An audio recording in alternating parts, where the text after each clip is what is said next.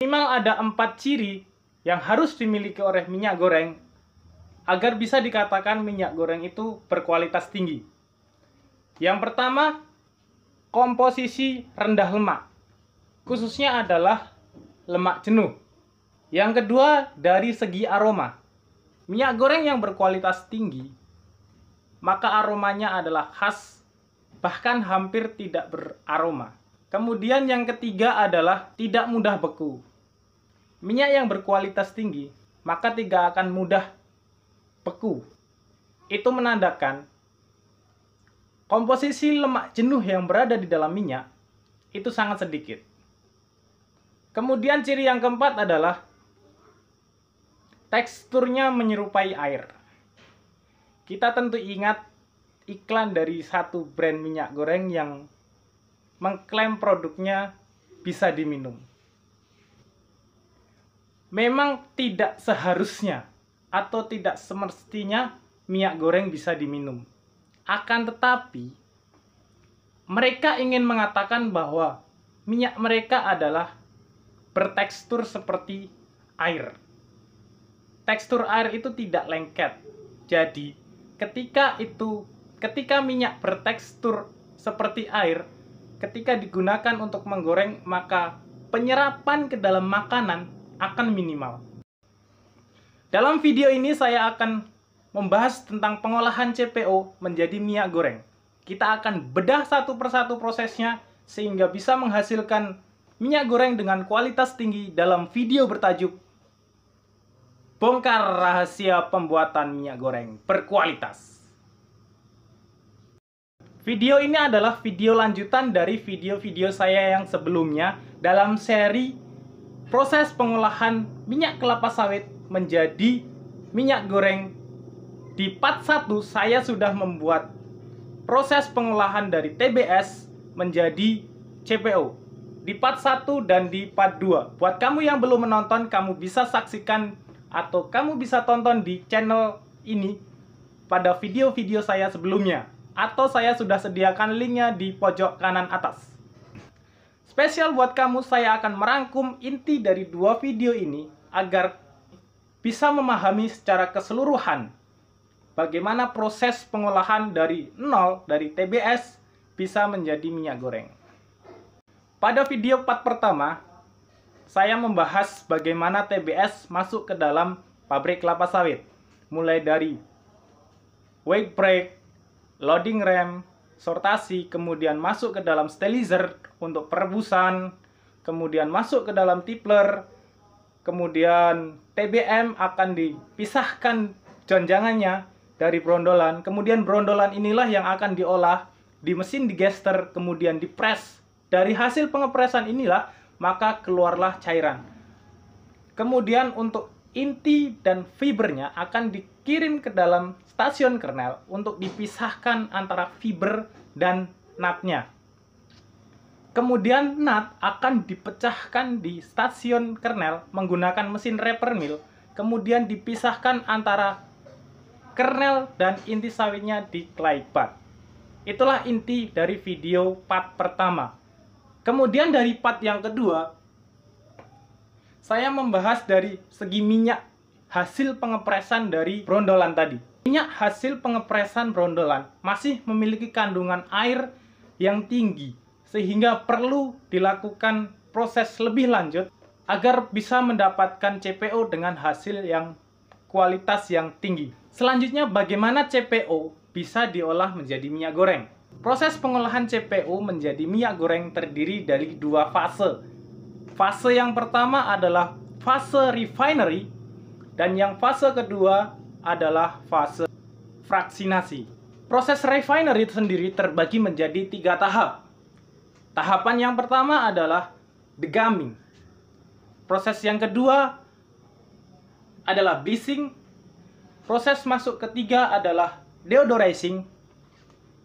Kemudian setelah fase 1 selesai, maka kita masuk ke dalam fase 2, yaitu fraksinasi. Dalam proses fraksinasi terdiri dari 2 tahap. Yang pertama adalah kristalisasi dan yang kedua adalah filtrasi. Oke, kita masuk ke dalam proses refinery.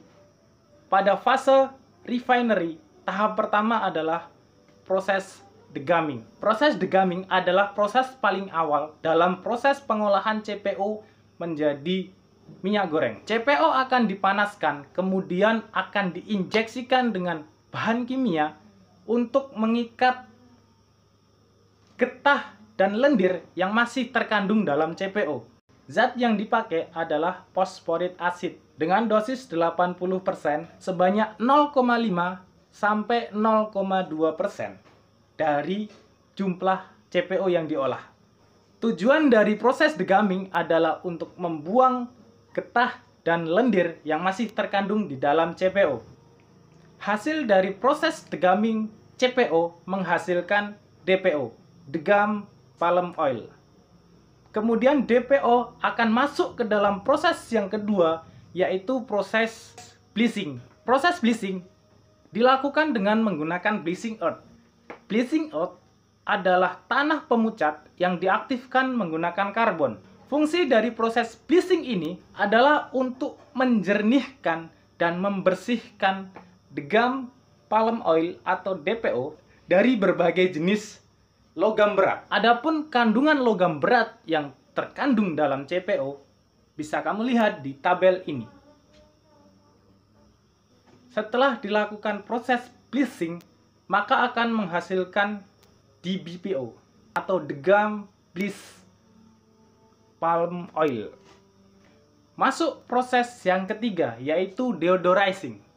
Proses deodorizing adalah proses pemanasan DBPO dengan suhu yang tinggi dan juga dengan bertekanan vakum.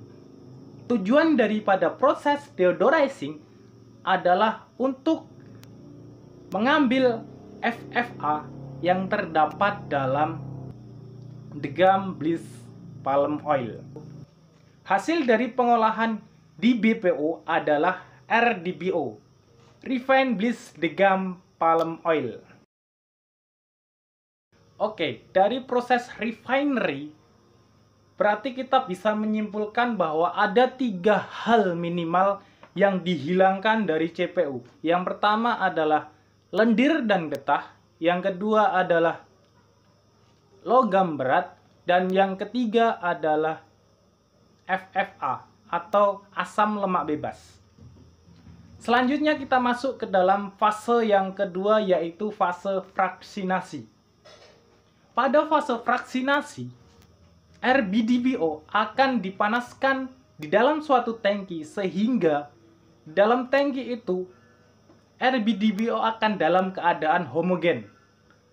Tujuannya adalah untuk memecahkan kristal-kristal yang masih tercampur dalam RBDBO. Kemudian RBDBO ini akan diturunkan kembali suhunya secara teratur sampai ke dalam suhu 20 derajat Celcius. Di dalam suhu 20 derajat Celcius, RBDPO akan menjadi 2 fasa, yaitu fasa cair dan fasa beku.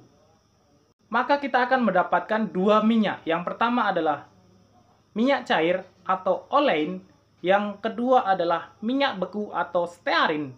Stearin inilah yang akan diolah selanjutnya menjadi bahan produk untuk margarin.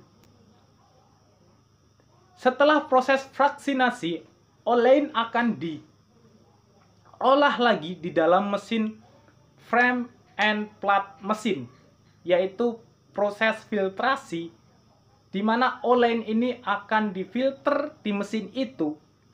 Gunanya adalah untuk mengambil stearin yang masih terkandung di dalam olein. Hasil akhir dari proses refinery dan fraksinasi CPO adalah olein, yang di dalam masyarakat awam itu disebutnya dengan minyak goreng.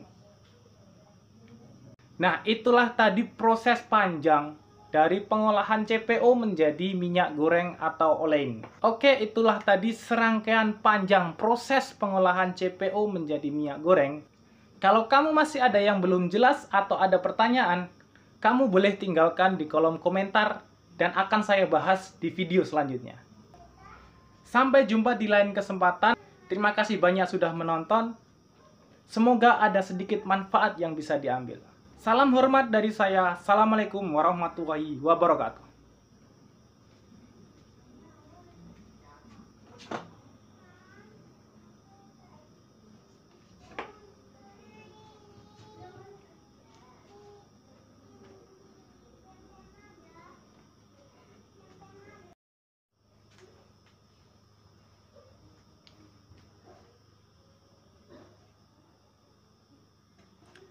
Ciri-ciri minyak goreng yang berkualitas tinggi adalah minimal mengandung 4.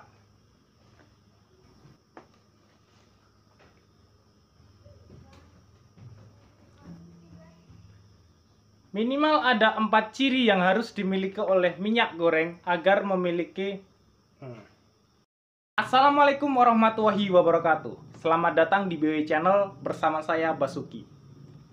Video ini saya buat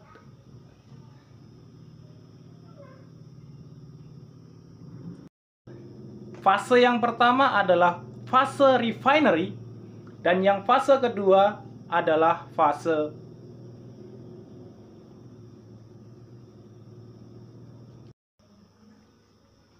zat kimia yang dipakai adalah proposik acid.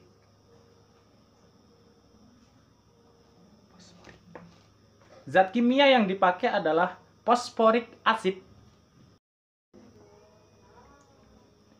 Degam palm